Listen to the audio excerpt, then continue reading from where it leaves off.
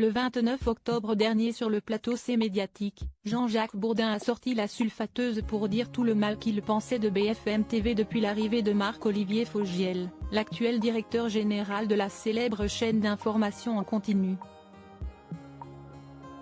Ayant eu écho de ses virulents propos, l'époux de François Rolland lui a donc rendu l'appareil auprès des équipes de la Tribune dimanche.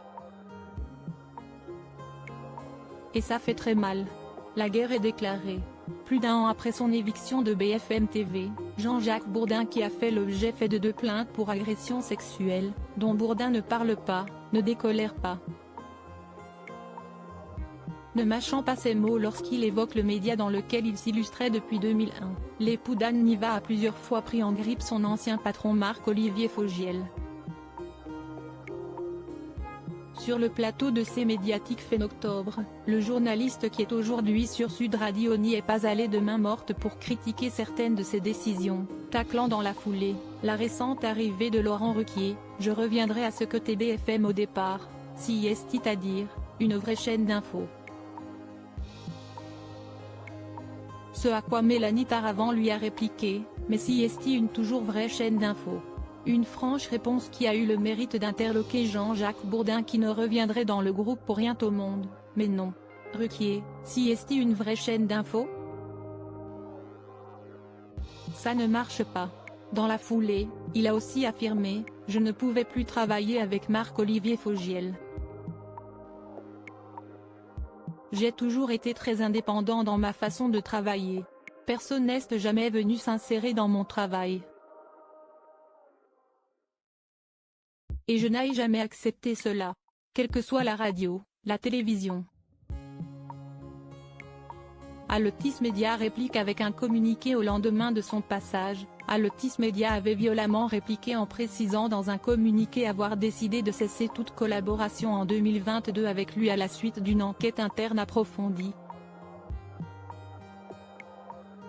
Notamment l'audition de plus de 35 personnes, anciennes et actuels salariés, anciens et actuels salariés, anciens dirigeants et partenaires de l'entreprise.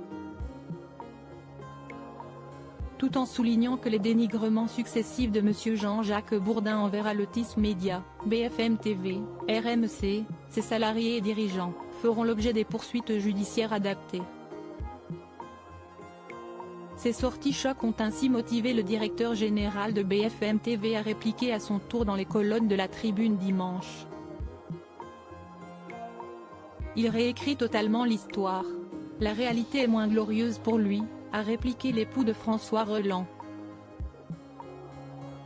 Il a été viré de BFM TV suite à une plainte pour agression sexuelle, et un audit interne au cours duquel 35 personnes ont témoigné. Un point de vue visiblement partagé par des collaborateurs qui ont découvert avec effroi que Jean-Jacques Bourdin était prêt à tout pour cacher la réelle cause de son départ forcé. Pour rappel, en janvier 2022, Jean-Jacques avait été écarté de l'antenne en raison de l'ouverture d'une enquête pour agression sexuelle, classée pour prescription.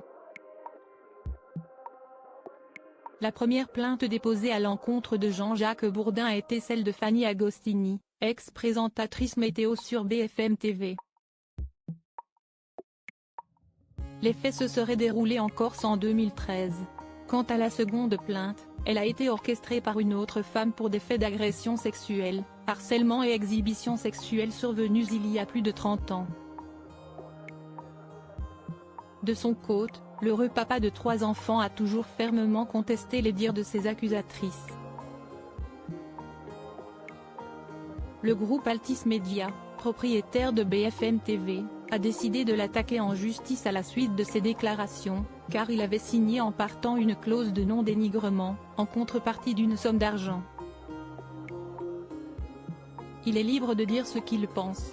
Mais dans ce cas, il fallait renoncer à la clause et ne pas accepter l'argent, a renchéri Marc-Olivier Fogiel en toute transparence. Accusé par ce dernier d'être omniprésent lors de ses interventions, l'ex-animateur phare dont ne peut pas plaire à tout le monde a donc tenu à se défendre. La seule fois où il a eu une oreillette, c'était lorsqu'il a présenté la France dans les yeux. Ce jour-là, il était tout tremblotant et tétanisé, Je lui donnais les arguments pour répondre à Valérie Pécresse qui était en train de l'humilier. De manière générale, je lis beaucoup de choses fausses concernant mon supposé interventionnisme. Fin de la polémique.